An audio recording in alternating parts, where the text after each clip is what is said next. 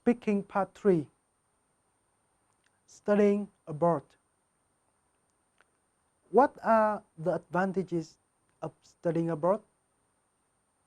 Studying abroad enhances students' knowledge and understanding in many areas, such as language, culture, and academic subjects. Furthermore, when learning overseas, students will be able to make new friends with people coming from different countries and backgrounds. This improves their ability to integrate and work efficiently in an international environment. Finally, studying abroad is an ideal way for students to strengthen important skills for their future careers, such as living independently, personal finance management, and making plans. What dangers can a young student face in a foreign country?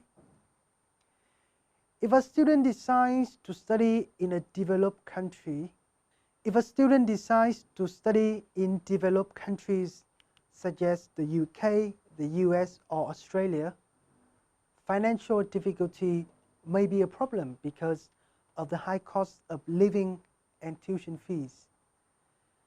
Language and cultural barriers are another issue, especially in case students have not prepared well before coming to a new country.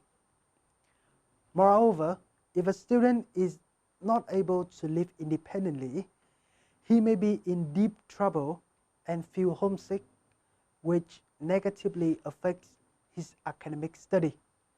What factors do you think have contributed to the increase in the number of students studying abroad?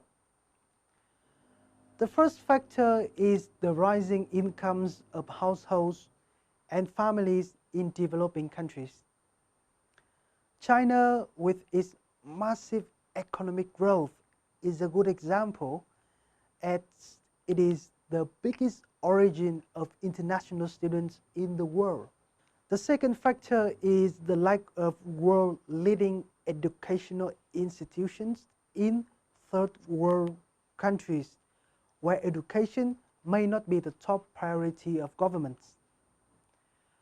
The third factor, in my opinion, is linked to the increasing need of students to have a different experience to what they have in their countries. What skills should students learning overseas develop before they leave their countries? Firstly, they need to have a good ability to understand and communicate using the language that is widely spoken in countries that they are going to. It can be English, Chinese, Spanish, Russian, or Italian.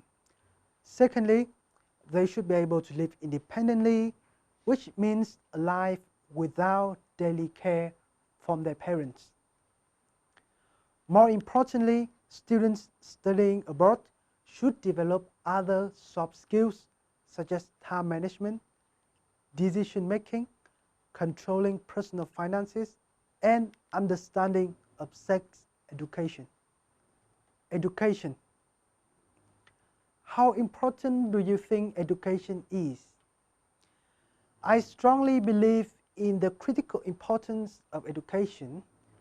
Education will provide students with academic knowledge, which is required for their future careers.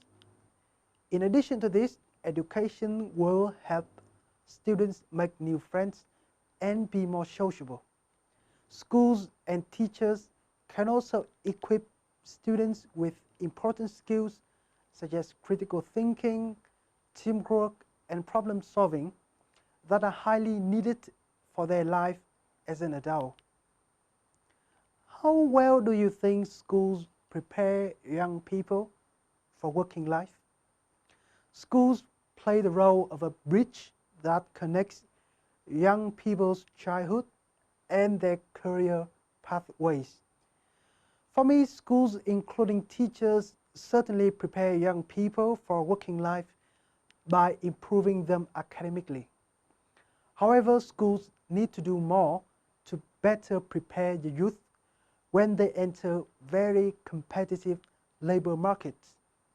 For example, schools can teach their students job interview techniques and how to write their personal statements. Can you compare the education system of Vietnam with that of other countries? In comparison to the education system of developed economies such as the US, the UK, and Australia, Vietnam has to learn a lot. First of all, a average class size in Vietnam, which currently stands at around 40 to 50, needs to reduce so that teachers can pay greater attention to individual students. Secondly, subject contents need to be more practical and applicable. Students should also have greater freedom to choose the subjects that best suit them. Do you think schools should teach subjects like art, music, and dancing? I think that schools should teach those subjects. However, in my opinion, those subjects should only be compulsory at primary and secondary levels of education. When students go to high schools, they should have an idea of what career pathways they want to pursue, which may not be artistic subjects. However, teaching art subjects at primary and secondary schools will develop creativity and logical thinking of students.